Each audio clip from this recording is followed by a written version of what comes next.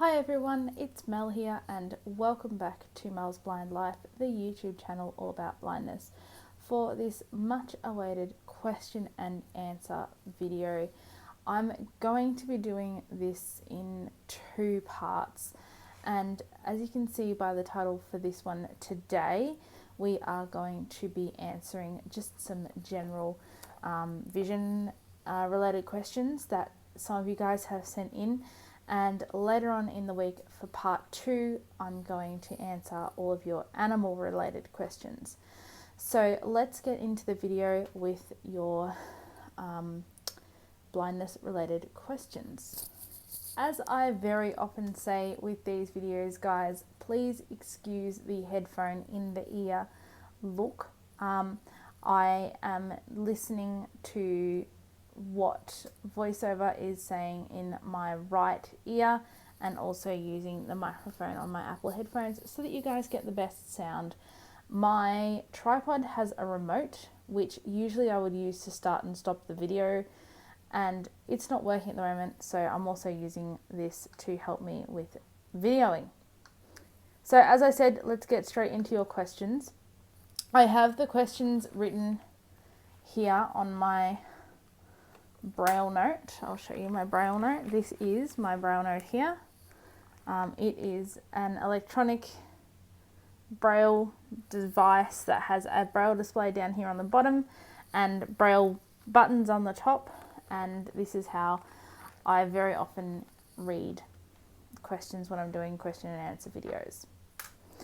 So the first question is from Bronte. And Bronte has asked, how do you edit your videos? You do a better job than I do. So thank you, Bronte. And I'm sure you do a perfectly good job of editing your videos. So one of the things that I do is, in my head as I'm recording a video, I'm actually editing it at the same time. So with this video, for example, I will be doing some cutting backwards and forwards. I'll be doing separate video clips to answer every question, to make sure that if I do stuff up an answer, I can go back and just delete that and start again. And I also think about what I want the video to look like when I have finished recording it. Excuse me, rubbing my nose. So that is how I edit them on the go. And then as for the actual editing, I do use iMovie on my phone. The phone that I have that I record with is an iPhone 11. And when I'm editing my movies, I will do that through iMovie. And sometimes if I need to cut, a few seconds off the end or the start of a video clip, I can also do that in the Photos app on my phone as well. Some videos you guys have seen in the past, like my tacking up a horse video, that actually has a few sections that I have asked a friend to edit for me, because I did one massive clip and there were some mistakes in it, so I got a friend to go back and edit that through iMovie, because iMovie is good for pasting video clips together, but it's not very accessible. So that is how that works. The second question is also from Bronte, and she has said, I heard blind people can sometimes dream in colour and pictures. Can you? So Bronte, the answer to that is yes, I can dream with the vision that I had when I was little. For those of you who are new to my channel and my story, you may not necessarily know that I was born with a low percentage of vision. I had about 5% of normal vision when I was little. So I did get to experience some visual aspects of the world. I know what certain colours look like and certain objects and things like that. So when I dream, even though I now have no vision at all, I just have some light perception but not very much, I still dream at night, especially when I'm dreaming of things that I can remember seeing. I still dream of those things in a visual way. So if I'm having a dream about my high school or my primary school or family members or friends that I've known for a very long time, I can see those quite vividly. And I can also, in my dreams, see things that I imagine what they look like or know what they look like now because I've had someone describe them to me. So a lot of my dreams I do see in quite a bit of detail, and some of them I don't, but mainly, yeah, I can. So the next question is also from Bronte, and Bronte has gone on to ask, did you lose your sight gradually or wake up and it was black? So yeah, I lost my vision somewhat gradually, Bronte. I was born, as I said, with about 5% of vision, and when I hit puberty, when I was about 12 or 13, was when I started losing my vision. I started using a white cane when I was about 14. I got my first guide dog when I was almost 19, and I lost the rest of my useful vision sometime in the last 12 or 18 months. It's actually very difficult for me to tell exactly when I lost the rest of my vision because it happened so slowly. So yeah, it was gradual. And Bronte has then gone on to ask, were you prepared to go blind? So in answer to that part of your question, Bronte, I was and I wasn't. I was prepared from a task's point of view. I had been brought up by two parents, both with vision loss conditions as well. My father has very low vision and my mother has no vision. So I was brought up learning how to cook and clean and everything like that as a blind person. And I was prepared to lose my vision because I knew it was going to happen. There were certain moments in my teen years when it was sad, when I had to give up doing certain things. When I first realised that I couldn't use print to do my schoolwork, that was a little bit sad for me. When I first realised that I could not see photographs that I had taken, that was also a little bit sad. But overall, yes, I was prepared to lose my vision. So the next question is from Khan. And Khan has asked, have you read any books or watched any movies during lockdown that you would recommend? So I haven't really been doing a lot of new movies or books or stuff like that. I'm anxiously awaiting the launch of Barack Obama's new book about his time in the American presidential position. I think that comes out later this week, so I'm definitely looking forward to reading that.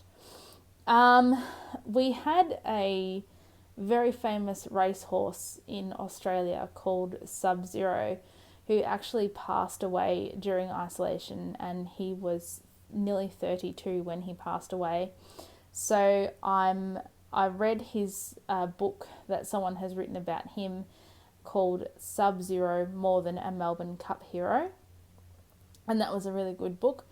That was something I read new during ISO, and something new that I watched during ISO was, and read as well, was actually the book and the movie about Captain Chesley Sully Sullenberger, who was the gentleman who landed the aeroplane in the Hudson River in New York City in 2009. I read the book called, I think it was just called Sully, and I also watched the corresponding movie with audio description on Netflix during lockdown. So if you're into that sort of thing, I highly recommend looking for those two books, both Sub-Zero, More Than a Melbourne Cup Hero, and Sully, and also watching the movie Sully. They were both really entertaining. So the next question is from Emma, and Emma has asked, what career would you have if you were not blind? So Emma, I have a lot of things that a lot of careers that I would like to do. I would love to work in medicine in some capacity. I don't know whether I would prefer to do nursing in a hospital, or whether I would prefer to do paramedics. I think I would like to do, maybe emergency nursing or paramedics or something like that. But then again, I would also like to be a really great horse trainer and rescuer. I would love to train and rehabilitate off the track thoroughbreds and off the track standardbred horses. And if I couldn't do either of those two jobs, I would try and get some kind of a job as, I don't know, an entertainer or some kind of a job on a cruise ship so that I could see the world. The next question is also from Emma, and Emma has said, which kind of car would you have if you could drive? And would you consider getting one if you had a way of driving it either yourself or with a support person? So Emma, I have always imagined that my car would be a diesel, white, four-wheel drive, twin cab ute. I don't know why so specific, but that is, and probably Australian made. I don't know why that is so specific, but it is. And if I could afford to buy one and afford the upkeep and had the kind of support person who would drive it, yes, in a heartbeat, I would do that, because I don't like making people have my dogs in their cars. A lot of people don't like my dog hair in their cars. A lot of people don't quite like carrying two very hairy Labradors. If I want to go down to the river and take the dogs to the dog park, I can't really do that in someone else's car.